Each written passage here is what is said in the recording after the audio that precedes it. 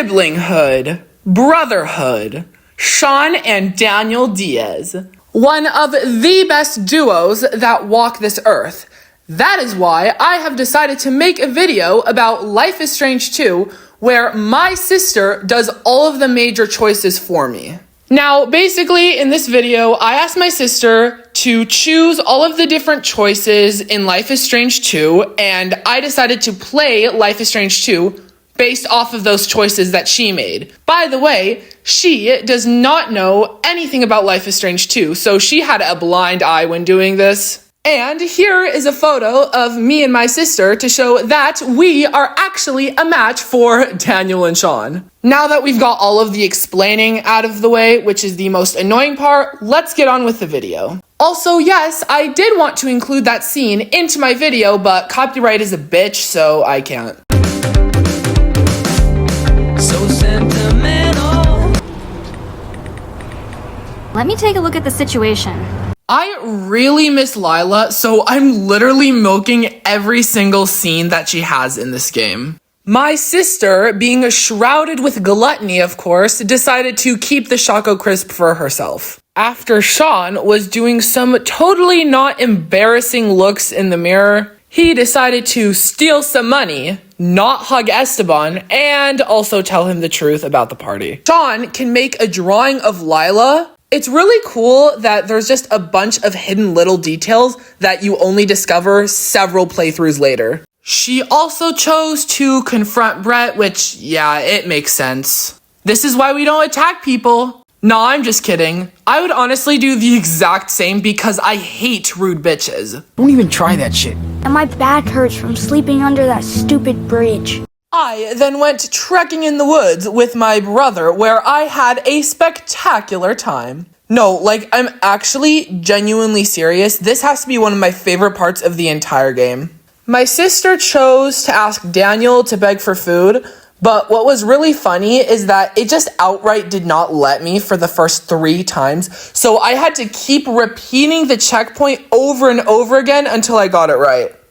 The game also outright would not let me steal, but I think that was mainly because I had to go into the gas station first in order to do that. I don't know though. I also chose to attack the guy at the gas station because even though it seemed like a major choice, it didn't even show up as one on the main screen. She also chose to leave with Daniel instead of stealing the camping gear, which was actually what I did on my first playthrough, but only because I thought we would get in trouble if we stole the camping gear. To be honest, if I knew that meant we could beat up Hank if we stole the gear, I would have absolutely chosen that.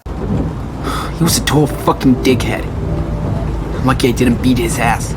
Also, I forgot to mention, but I chose that she decided to sacrifice Chloe because that's what I assumed my sister would have chosen. And to be honest, it was really cool seeing Arcadia Bay from Life is Strange 2. I personally didn't on my first playthrough because I chose to sacrifice Arcadia Bay. Man, I wish drawing was this easy in real life. My sister also chose to call Lila back and to promise to be honest from now on. Oh my God!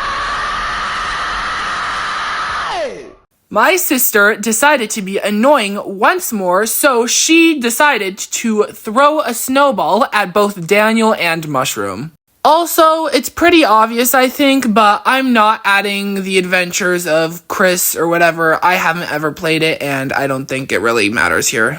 I then proceeded to totally not reference any other Life is Strange games in the snow and scare away a puma.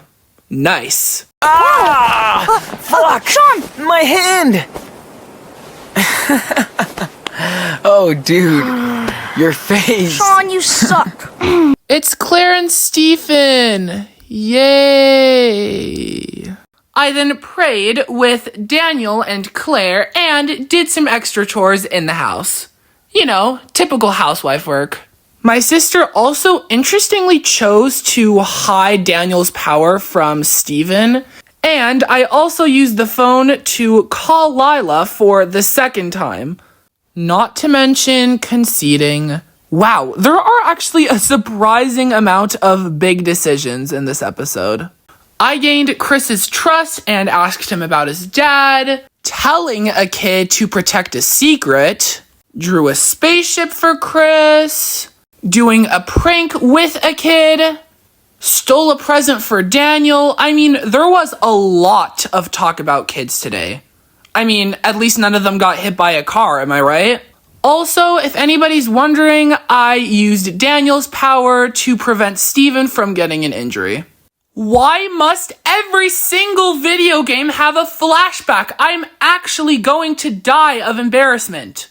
Aw, yeah, it's coffee making time, baby. Daniel then decided to be a bad little brother and bond with a random guy without me. My sister also chose me to get a bullseye here, which, I kid you not, was one of the most annoying and insufferable parts of this entire game to achieve. I also asked Daniel about Karen, and I asked him why he wasn't wearing his watch anymore. Oh my god, we can get super high! Jen McAllister would definitely be proud of this farm. My sister also chose to stand up for Cassidy, which I'm very happy for because I really like Cassidy and I don't really get the hate on her. Also, forget everything I said about 30 seconds ago. I hate working on a weed farm. Why is it so hard to cut? I definitely made sure not to help Daniel because I am lazy and I don't like doing other things. Hola. Tweaker tried to attack me. ¿Qué está, señor? Bien, ¿y tú? ¿Estás ensayando para la voz? Hey, I mean, I may not have been able to get high at the weed farm, but I sure as hell did on this campfire. My Ches, what the fuck? My sister chose for Sean to go to bed with Daniel, and I'm honestly happy for that because I did not want him to get a haircut. Do the DANCE 1, 2, 3, 4, 5, saying something else because I don't know the rest. Finn also took the blame, and my sister actually chose to go along with the heist, which surprised me a lot. Senora Cassidy was also very eager to give me a weed tattoo, or at least I think it is. It was also decided to kiss Cassidy and for her to get mad at you, which actually happened because I went along with the heist. However, I did forget to go into Cassidy's tent and I couldn't kiss Finn on top of that because I didn't stay up late with them. I also punctured the tires of the cars and I was able to actually get into Meryl's safe and grab the gun. My sister also chose to let Sean use Daniel's power to fight Meryl off. And that ended up really great. Yup. I have been choosing wisely this whole time, thank you very much. Or I guess my sister has. Well, if they die, then oh well, they'll come back next year. I know, this kind of like if we do kill all of them, we haven't killed anyone. And of course, as if Sean hasn't gone through enough pain and torment, my sister chose for me to pass both tests. I kid you not, this took me 15 minutes to get right. I'm not even joking. I hated this with every fiber of my being. It was also chosen that Sean said it was his idea to do the heist, and to be fair, it's sort of true because I guess he agreed to it. I also escaped the hospital without hurting anyone, and to be honest, I didn't even know that you can escape in this way, and this was so much fun, I'm not even gonna lie. I also talked and apologized to Finn, and that actually seemed really nice. To be honest, I didn't speak to Finn on my first playthrough, but that was because I thought the law would come after me then. We're skipping past this. This is really boring. Oh my god! Is Sean even okay? First, he gets hassled by these random property owners, and now he's fighting for his life in the desert. My man needs some rest. Nope, it's not. Sean has to walk all the way to Haven Point. Sarah! Aw, she's so cute! Oh my god, throwback to the time where I genuinely thought they were a nice church community. I'm dying. I might as well die, however, since I had to donate money to this fuck-ass church. This is genuinely why I did not spare Elizabeth, y'all. Look at how many people's lives she is ruining with her sadisticness. I still can't get over the Daniel betrayal here. I get why he did it, but damn. I forgot to ask my sister about this choice, but I assumed that she wouldn't do anything. I also smoked and got closer with Karen, which was really nice because I actually do kind of like her. Now, for some underlying factors, I did not raise any suspicion whilst going to Lisbeth's house. I kept my damn money and Nick did not catch us. Why am I British? I literally can't do this part anymore without thinking of that one TikTok. Ooh, things are getting a little bit more serious now. And yes, Lisbeth was unfortunately spared here. And yes, I am saying unfortunately. I personally didn't think that Lisbeth deserved to die, but she hurt so many people and was going to continue to do so with her ideology that it was better for her to kick the curb. Aw, I love these two. I helped Daniel and Joanne do an art piece, and I even went on a treasure hunt and found something, which was pretty cool. David, my guy! I haven't seen you since the first game, so it's really nice to have a familiar face around here. It's really nice to spend time with Karen, though. Speaking of Karen, I wrote a very nice letter to her. Some rich fucking kid shot her at school. Aw, my poor Chloe. Well, I mean, it's only in this universe. In my universe, it's Arcadia Bay that needs help.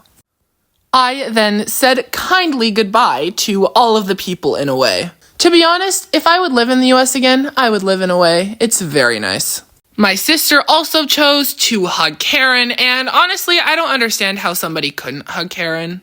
Is there a wall like this up north? Nah, not really. This is honestly one of the toughest moments in the entire game. Oh my god, the concept of your younger brother breaking down the US-Mexican border with his telekinesis powers, I'm dying. Wait till you're swimming in the ocean. Same scenery.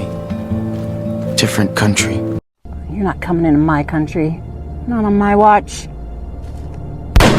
One Mexican down. Hey, I love these guys. I wish they got more screen time, to be honest. It's like pretty much every other character in Life is Strange 2. I wish they got more screen time. By the way, my sister also chose to calm Diego down. Oh my god, I hate you so much. Literally just go die or something. Ooh, I think I jinxed myself. I also started dying of laughter when I asked Daniel to open the vigilante's cell and he outright refused. I mean, at least we saved the Mexican couple. They're so nice. Aura also chose not to kill the guards here, so I just confined them. I'm sorry for my mistakes. I tried my best. I swear. So, how does the story of the Wolf Brothers end? Yeah, she chose to cross the border. Thank the Lord, I did not want to get Lone Wolf.